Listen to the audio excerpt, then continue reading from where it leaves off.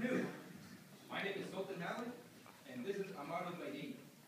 The other people in our group is Ron, Naima, Goli, Weston, and Ryan. Our presentation is over the Hyatt Regency walkway collapse. The Hyatt Regency Kansas City was planned in early 1976 by the Crown Center Redevelopment Corporation.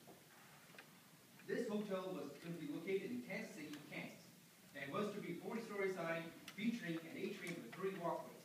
GCE International Inc. was selected to be the engineering consultant firm. Construction for the hotel was planned according to the Kansas City Building Codes. Construction began in May of 1978.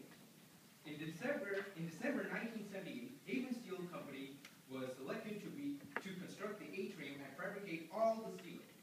Somewhere around January and February of 1979, Haven Steel Company requested a change in the walkway design. Haven Steel Company requested this change because they wanted to avoid threading the whole rod, which was going to run through the 4th level walkway to the 2nd level walkway. The change was, on October 14, part of the atrium roof collapsed. This is an important event because 2 inspection teams were formed to investigate the roof collapse. But they decided it was not their responsibility to spot check all the metal connections in the atrium. If the inspection team had decided to halt construction on the hotel, the design flaw on the walkways might have been discovered. Construction on the Hyatt Regency Kansas City was completed on July 1980.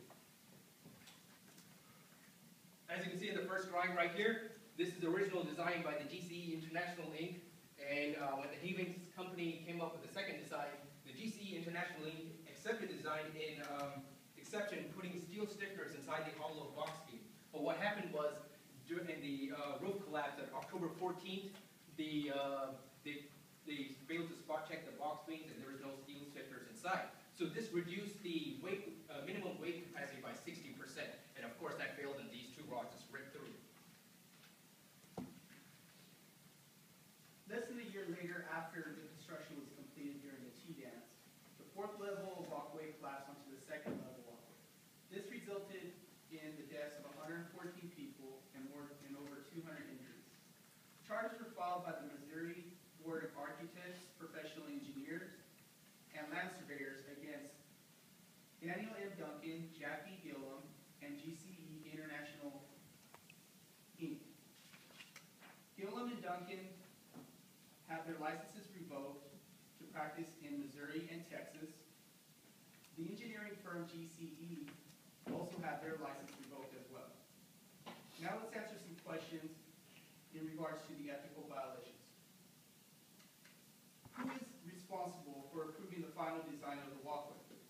The structural engineers were ultimately responsible for allowing the project to proceed to the building phase, since the steel fabricator company would have never been able to commence their job until they received approval from the engineering firm.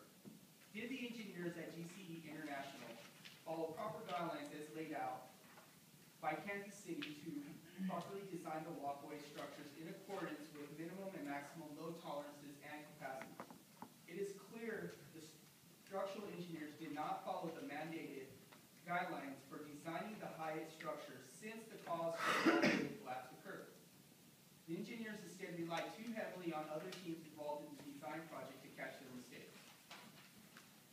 Was the safety of the general public the top priority? The safety of the general public was compromised in favor of simplifying the construction of the walkway. The quality control was lax because they did not take into consideration the load capacities of the steel stiffeners. Did the engineers use good knowledge and reason when designing the structures? Obviously not, because they failed to spot check all the metal connections in the atrium. Did the engineering firm provide due diligence to Crown Center Redevelopment Corporation? They obviously did not provide due diligence to their employers because of carelessness, and they were too hasty to get the project done as soon as possible. And finally, what policy changes were made as a result of this disaster? The American Society of Civil Engineers adopted a policy that stated that